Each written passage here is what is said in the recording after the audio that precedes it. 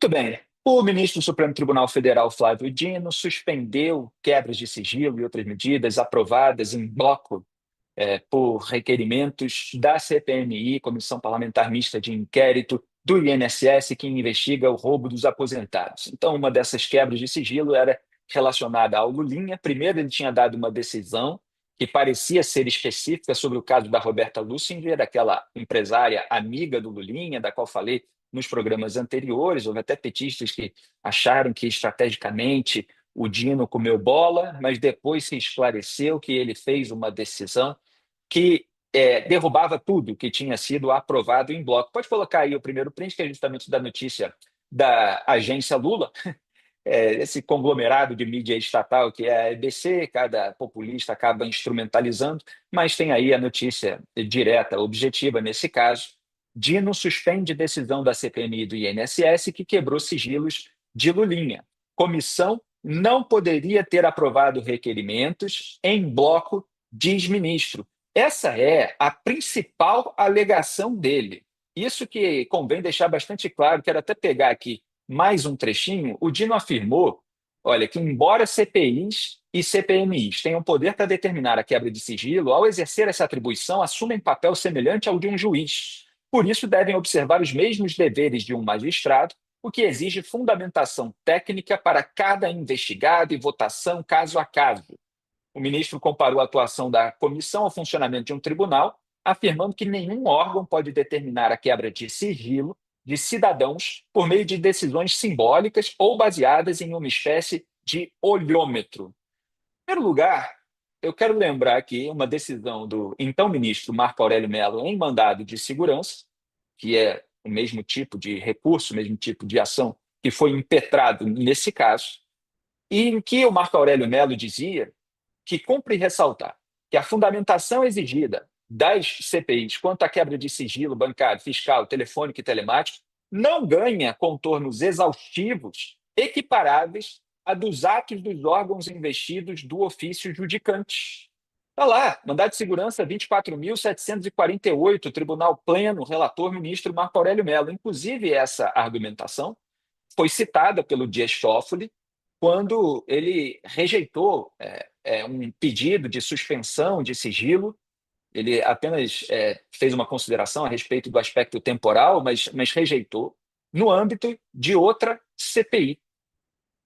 O que o Marco Aurélio Mello estava dizendo? Ele estava dizendo, olha, não vai se exigir dos parlamentares que façam toda uma fundamentação extensa, técnica, como um juiz, como um magistrado, que tem o seu gabinete, os seus assessores, etc., e que tem aquela formação jurídica. Então, basta haver indícios, eles serem apontados e pronto, você tem a fundamentação, principalmente quando a medida é aprovada junto com a sua fundamentação pelos parlamentares que compõem a comissão de acordo com aquilo que é interpretado do regimento. E nesse caso é aquele, tá? Que eu mostrei ao longo da semana, daquela confusão da votação, que, no entanto, foi legitimada pelo presidente do Senado, Davi Alcolumbre. Os petistas reclamaram, o Rogério Correia agrediu o deputado federal Luiz Lima, teve todo um imbróglio do qual mostrei detalhes, e o Dino agora veio fazer jus ao critério principal do Lula para escolher ministro do STF, que é colocar a sua blindagem acima de tudo. A blindagem do Lula, a blindagem da família Lula da Silva. Então, ele deu essa canetada, contrariando a jurisprudência e atropelando o poder investigatório de uma comissão parlamentar de inquérito. O presidente da CPMI, do INSS, Carlos Viana, reagiu. Eu vou mostrar aqui dois trechos do discurso do Carlos Viana em resposta a essa decisão do Flávio Dino, e depois, até aproveitando uma alegação dele, eu vou mostrar como havia votações em bloco em CPIs anteriores. Essa é uma apuração em vídeo que você não viu ainda em lugar nenhum, você vai ver em primeira mão aqui. Então vamos soltar o primeiro vídeo da indignação do Carlos Viana, presidente da CPMI do INSS. Pode soltar. Eu recebo com profunda indignação e enorme preocupação institucional a decisão liminar proferida pelo ministro Flávio Dino, que suspende os efeitos da quebra de sigilo aprovada pela Comissão Parlamentar Mista de Inquérito do INSS. Essa decisão ocorre após o presidente do Congresso Nacional, Davi Alcolumbre, ter analisado formalmente os questionamentos levantados e concluído de forma expressa que a votação realizada na CPMI respeitou integralmente o regimento e a Constituição brasileira. Ou seja, a própria presidência do Congresso reconheceu a legalidade do procedimento e manteve a decisão soberana da comissão. Ainda assim, a investigação que busca esclarecer uma das mais graves fraudes já cometidas contra aposentados e pensionistas e idosos do Brasil sofre agora mais uma interrupção. Estamos falando de brasileiros que trabalharam uma vida inteira e que olham para o Congresso Nacional com a esperança de que essa investigação leve os culpados a serem punidos. Muito bem, está aí o Carlos Viana, inicialmente no discurso dele, manifestando a sua indignação. Agora vamos vê-lo contestando a alegação do Flávio Dino, que eu já tinha começado a contestar aqui. Pode soltar. Na forma regimental, parlamentares utilizaram da palavra para defender ou criticar os requerimentos em pauta. Todo o processo foi livre, participativo e transparente daqueles que fazem parte da comissão. Além de desconhecimento por parte do senhor ministro Flávio Dino sobre o funcionamento do processo legislativo em CPIs. A fundamentação dos requerimentos investigados está registrada por escrito no próprio corpo de cada requerimento, com a justificativa detalhada que demonstra os indícios e a necessidade de cada medida para a investigação. Quando parlamentares aprovam o requerimento, aprovam também a justificativa que o acompanha. Ou seja, aprovam não apenas o pedido investigativo, mas também a fundamentação que sustenta aquele pedido. Essa é a prática consolidada das CPIs no Congresso Nacional. Essa é a prática que existe há décadas. A votação simbólica e em globo de requerimentos investigativos sempre foi utilizada em CPIs do Parlamento Brasileiro. A prática de votação em bloco é utilizada há décadas pelo próprio Supremo Tribunal Federal. Chama-se votação em mesa. Os processos não são analisados individualmente, são analisados em bloco pelos ministros e não há nenhum questionamento constitucional em relação ao trabalho do Supremo, apenas em relação ao trabalho desse parlamento.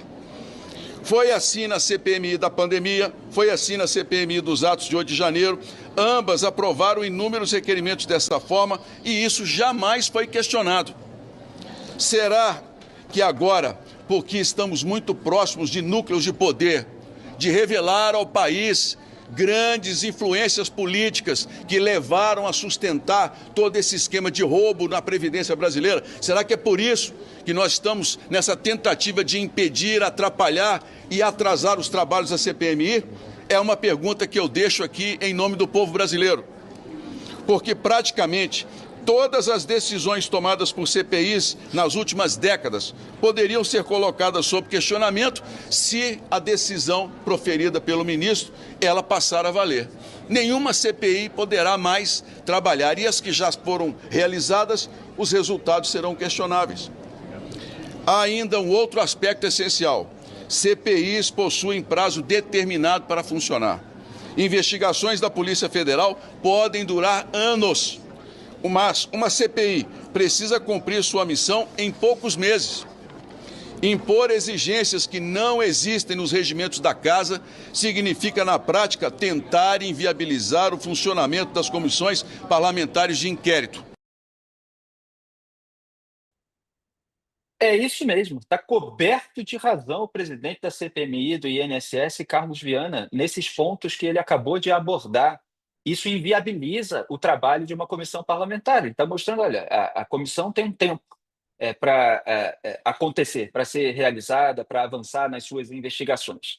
Se você não puder fazer votações em bloco, você vai ter que analisar caso a caso sempre na hora de votar. Com toda aquela bagunça que, principalmente os interessados em que a investigação não avance, fazem na hora da votação, pedindo a palavra, atrapalhando o outro, etc. Imagine você ter que votar item por item a cada dia, a cada sessão. A CPI não termina nunca.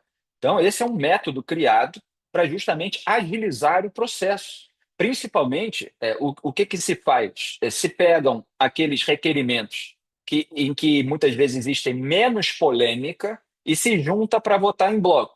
Às vezes tem algum tipo de polêmica, mas você precisa dar agilidade ao processo. E aí as pessoas votam a favor, votam contra, etc. A maioria, de acordo com as regras regimentais, vence. E aí você tem um avanço da investigação, depois se extrai dados daqueles documentos que foram obtidos por meio de quebra de sigilo, etc. Cada um analisa e aí pensa qual testemunha precisa ser convocada, a investigação avança. Se não for assim, fica muito complicado. E ele falou: olha, sempre foi assim no Congresso Nacional. Foi assim na CPI da pandemia, foi assim na CPI do 8 de janeiro, e eu vou mostrar que ele está coberto de razão nesse ponto também. Vou trazer aqui os vídeos da CPI da pandemia e da CPI do 8 de janeiro. Antes, só quero responder a pergunta que ele fez. Será que é porque essa investigação atinge pessoas poderosas que roubaram os aposentados ou que são cúmplices, etc, etc? Dá vontade de gritar sim, né? Que nem naquele programa da cabine do Silvio Santos. É isso mesmo. Existe uma operação abafa em várias frentes nesse momento, seja em relação ao escândalo Master, como a gente vai comentar na próxima pauta e comentou ao longo da semana, seja em relação ao roubo dos aposentados, como estamos comentando agora e todos os dias. Então, é contra isso que a gente vai seguir numa luta pela elucidação dos fatos, numa luta pela verdade. Então, vamos mostrar aqui que me deu um trabalhão para fazer nessa manhã o resgate histórico dos trechos daquelas CPIs passadas e chega a ser cômico, porque aí você tem figuras governistas, como Rogério Correia, esse que agrediu o Luiz Lima, como Randolfo Rodrigues, defendendo a votação em bloco, quando era de interesse deles, porque eram CPIs da pandemia e do 8 de janeiro que se voltavam mais contra a atual oposição, contra mais o bolsonarismo. E aí eles não tinham qualquer tipo de problema em relação a isso. Pode soltar. Tem 135 requerimentos. Um foi retirado ontem pelo relator e nós iremos votar. Não foi incluído nenhum ontem. Pode ter algum extra-pauta a pedido de senador, isso é normal. E vamos colocar para votar os requerimentos, antes de ouvirmos o reverendo Hamilton. O afastamento da Mayra Pinheiro é um desses requerimentos? É o número 1. Há requerimentos pautados de convocação, transferência de sigilos, informações e também sobre outros temas, presidente. Para maior celeridade dos trabalhos, eu sugiro que votemos os requerimentos pautados em globo, exceto os requerimentos 523, para ser votados separadamente. Senador Renan, o item 7... eu vou ler. O 523, que será votado separadamente, sobre a convocação do senhor Walter Braga Neto, 4, 27 e 103. Retirados esses 4. Relator Renan? Esses retirados. Em votação, os requerimentos, aqueles que aprovam permanecem como estão, aprovado. Só vamos agora votar em paralelo o do senador Eduardo Girão. Senador, e dos requerimentos aprovados hoje, quais o senhor destaca mais importante para o trabalho? Eu acho que o de rápido encaminhamento, esperamos e rogamos por uma decisão judicial, é o de afastamento da senhora Maria Pinheiro. Ela tem uma clara atuação de obstrução das investigações. Todos os demais, principalmente os de quebras de sigilo, contribuirão em muito com o desenrolar das investigações. E votar tudo em globo e retirar de pauta 1, 2. Pauta item 1, 2. Passo a palavra ao relator para votarmos os requerimentos pautados de transferência de sigilo, convocação, convite e outros temas. Senhor presidente, há 187 requerimentos pautados, informa-nos a Secretaria da Comissão Parlamentar de Inquérito, de transferência de sigilo, convocação, convite, entre outros temas. Eu sugiro, para maior celeridade, tendo em vista que temos um depoimento importante logo em seguida, que apreciemos os requerimentos em globo. Em votação em globo, retirando os destaques do senador Girão. Em votação, os que aprovam permaneçam como estão. Aprovado. Agora, em votação, os destaques... Presidente, apenas registrar meu voto em relação à quebra de sigilos, meu voto contra. Voto contra o senador. Ok. Já está registrado. Também contra, senhor presidente. Voto Heinz e contra. Ok. Deputado, qual a expectativa para hoje? São 57 requerimentos, a importância desses requerimentos também sobre a oitiva. A ideia é aprovar os requerimentos, ficaram faltando alguns. Acho fundamental que a gente aprove também a quebra de sigilo bancário, telefônico, midiático do ex-presidente Jair Bolsonaro, que foi o mentor do golpe, e da ex-primeira-dama Michele Bolsonaro, que também está toda enrolada, nós vamos ver hoje, inclusive recebendo recursos do boca de caixa de ajudante de ordem de dinheiro que vinha de empresas que eram empresas que prestavam serviço público. Então é muito rolo nesse conjunto todo. Então esse requerimento é importante. Faltou também um requerimento para escutar o ministro da Defesa do Bolsonaro, Paulo Sérgio Nogueira. Esse general precisa ser ouvido aqui, afinal de contas o hacker foi lá no Ministério conversar como que embolava as eleições. Então ele também tem muitas atitudes que cheiram a golpe. Precisa também vir aqui. Agora, no geral, os requerimentos vão quebrar sigilo da Carla Zambelli, tem requerimento para quebrar sigilo do hacker. Eu acho bom, porque vai mostrar aí realmente se a Carla Zambelli pagou o hacker, como é que foi feito esse pagamento. E acho que é importante investigar também os parlamentares que se envolveram no processo de golpe. No caso dela, até armada, ela saiu atrás de um eleitor em São Paulo, no meio da rua. Então, acho que a CPMI vai indo. Tem uma relação de itens na pauta. Se houver aqui consenso de que nós aprovaremos em bloco todos os requerimentos, que são consensuais, não botei nenhum requerimento polêmico, nem de um lado nem do outro, justamente para que a gente pudesse não ter nenhuma polêmica a respeito desses requerimentos.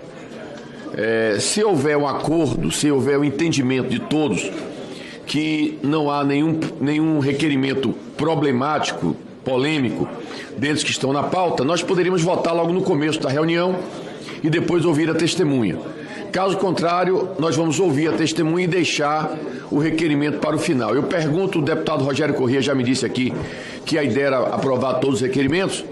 Eu pergunto aqui se existe algum requerimento constante da pauta que haja alguma divergência. Bom, não havendo nenhum requerimento, então submeto à votação em bloco todos os requerimentos constantes da pauta publicada. Aqueles que o aprovam permaneçam como se encontram, estão, portanto, aprovados todos os requerimentos. A CPMI aprovou 57 requerimentos, entre eles a quebra dos sigilos fiscal, telemático e telefônico da deputada federal Carla Zambelli, do PL de São Paulo. O coronel Mauro Cid, que já prestou depoimento, será reconvocado para depor. Os requerimentos dos governistas e da oposição foram aprovados em bloco, mesmo com discordâncias expostas pelo senador Marcos Rogério, do PL de Rondônia, e o deputado Rubens Pereira Júnior, do PT do Maranhão. Os requerimentos, eles vão na direção totalmente oposta. Eles quebram o sigilo bancário, telefônico, telemático, de pessoas que não têm qualquer vinculação com o 8 de janeiro. Há uma tentativa de dizer, uma tese absurda de dizer que a CPI foi sequestrada. Como? Hoje todos os requerimentos apresentados pela oposição foram aprovados. Se fosse para exercer maioria, nós temos votos. Nós estamos preparados para exercer a maioria na hora que bem entender. Agora, a pauta montada por Vossa Excelência respeitou o diálogo, respeitou o acordo, foi uma pauta praticamente consensual.